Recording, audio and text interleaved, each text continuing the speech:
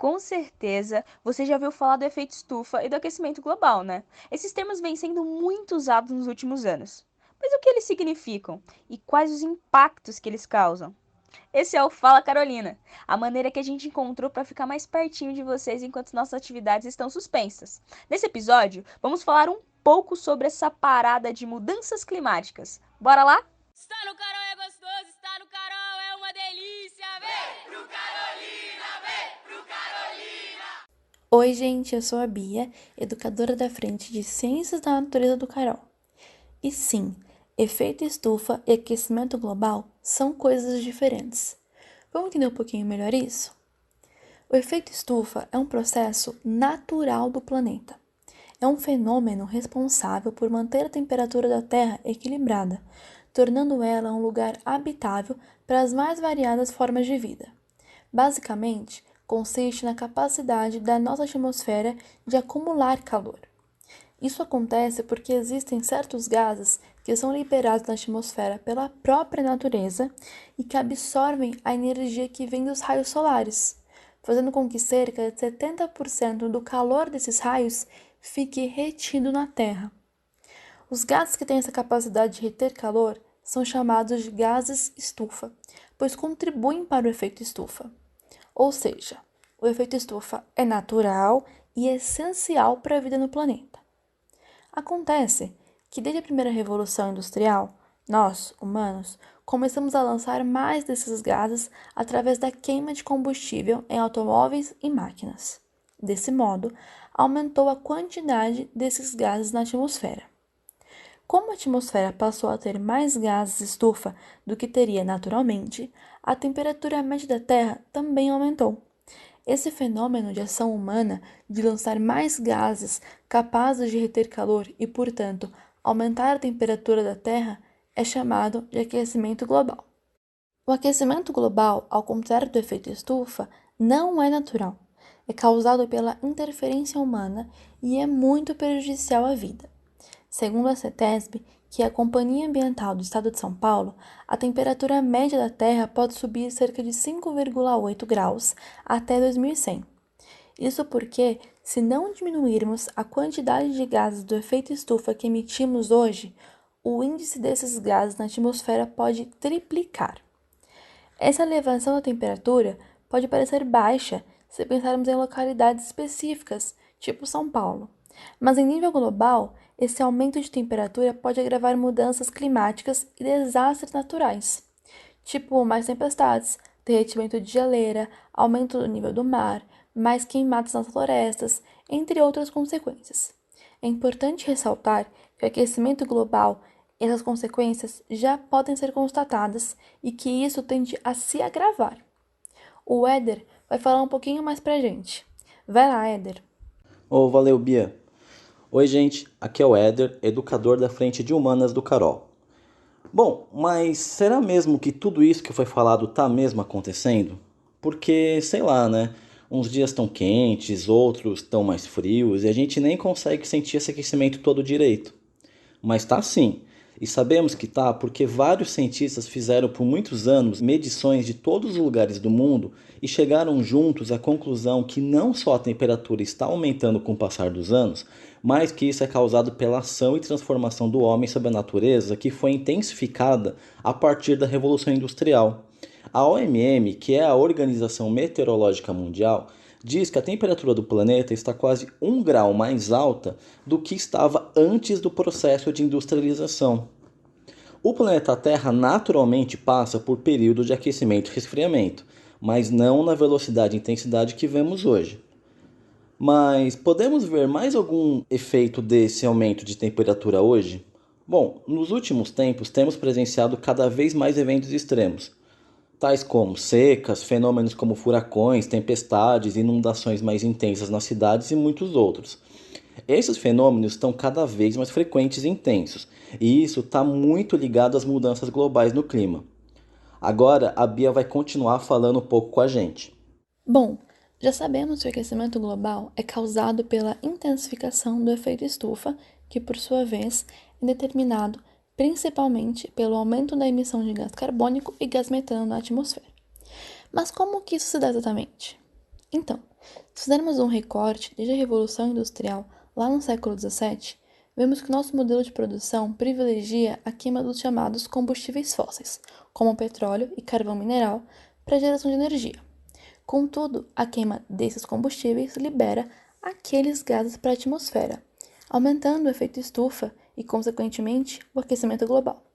Inclusive, vale lembrar que o efeito estufa é natural no planeta Terra e podemos dizer que sem ele a vida humana seria mais difícil. Isso porque, graças a ele, a temperatura do planeta se mantém de forma que permita a nossa existência e dos nossos ecossistemas. O aquecimento global tem a ver com a intensificação desse efeito. Dito isso, e sabendo da relação com o modelo de produção baseado em uso dos combustíveis fósseis, fatalmente isso se relaciona com o nosso modelo de vida. E quando eu falo nosso, não estou querendo falar o meu ou o seu. Na verdade, a crítica é no modelo de vida que nos é determinado enquanto sociedade. Muito consumo, muito descarte, muito acúmulo, ou seja, tudo que é contrário a um modo de vida verdadeiramente sustentável. Um exemplo prático é olhar para as ruas, avenidas da cidade do nosso país.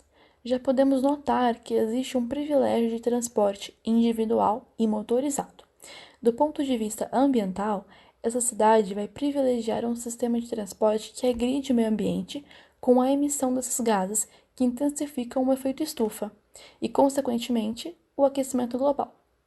O Éder vai continuar trocando ideia com a gente.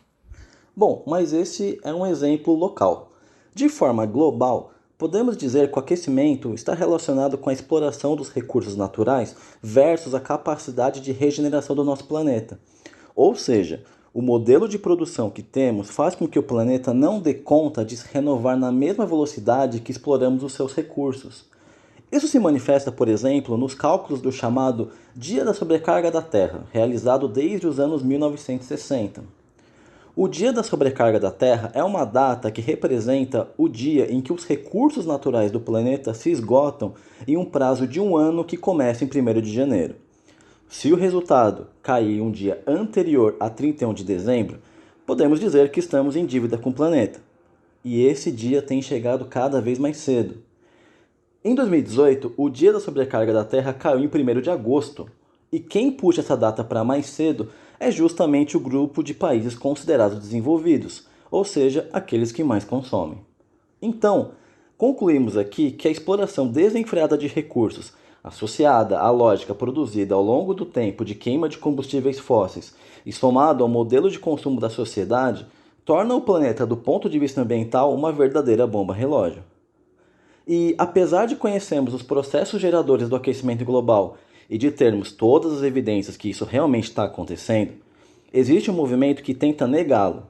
Nessa negação, sempre são utilizados argumentos ou não científicos ou já superados pela ciência para afirmar que o aquecimento global não é verdade, o que torna muito perigoso porque pode incentivar pessoas e governos a não tomarem as medidas necessárias para diminuir o impacto das nossas ações. Vale lembrar que quem faz parte e alimenta esses movimentos são justamente os que lucram com ele, como, por exemplo, grandes empresas que exploram e vendem combustíveis fósseis. Agora, o Clemilson vai falar um pouco para a gente como que é a dinâmica do aquecimento global, no caso especificamente brasileiro. Vai lá, Clemilson. Salve quebrada, tranquilidade? Aqui é o Clemilson e veremos agora como que o Brasilzão fica diante de todo esse rolê do aquecimento, belê? Bom, as coisas por aqui também não estão boas, para variar, né? Como vimos no podcast sobre a economia brasileira, e se você não ouviu, vá ouvir depois desse, o Brasil é um país primário exportador. Isso significa que somos especializados em exportar produtos básicos e matéria-prima, como soja, milho, minério de ferro, carnes e etc. E justamente esse tipo de matriz produtiva nos coloca como o 6º maior emissor de gases poluentes no mundo. Segundo o relatório da CEG, Sistema de Estimativas de Emissões e Remoções de Gases de Efeito Estufa, publicado em novembro de 2019, contribuímos no ano de 2018 com aproximadamente 3,4% das emissões totais no planeta. Deste valor, 69% das emissões no Brasil veio só de atividades ligadas ao agronegócio, seguido por energia, com 21%, e indústria e resíduos, com 5% cada. Como podemos ver, mais de 2/3 das emissões dos gases poluentes no nosso país vêm das atividades ligadas ao agronegócio. Dentro deste setor, as queimadas para alterar o uso do solo é a principal poluidora, pela emissão de gás carbônico na atmosfera. Além disso, as queimadas têm outros efeitos devastadores, como a destruição e extinção da biodiversidade na nossa fauna e flora, redução das chuvas pelos chamados rios voadores e redução da fotossíntese, que retira naturalmente o gás carbônico da atmosfera, sendo a região amazônica a principal afetada, liderada pelos estados do Pará e Mato Grosso. Uma vez que o solo foi alterado, as atividades que ali serão exercidas também contribuem para o aquecimento, sendo responsáveis por cerca de 25% do total de emissores de gases. Um exemplo é a pecuária, que através do gado de corte é um dos principais emissores de gás metano na atmosfera, pela chamada fermentação entérica. As outras atividades não têm tanta emissão como a pecuária, mas geram outros efeitos no solo, como a poluição dos rios e lençóis freáticos e resíduos florestais.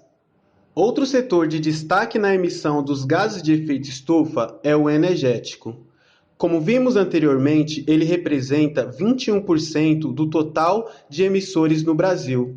O grande vilão deste setor é, sem dúvida, os combustíveis derivados do petróleo, que representam mais da metade dos poluentes nessa área. A emissão desses gases vem a partir da combustão da gasolina e do diesel mineral, sendo usados principalmente no transporte, que absorve a maioria dos combustíveis fósseis.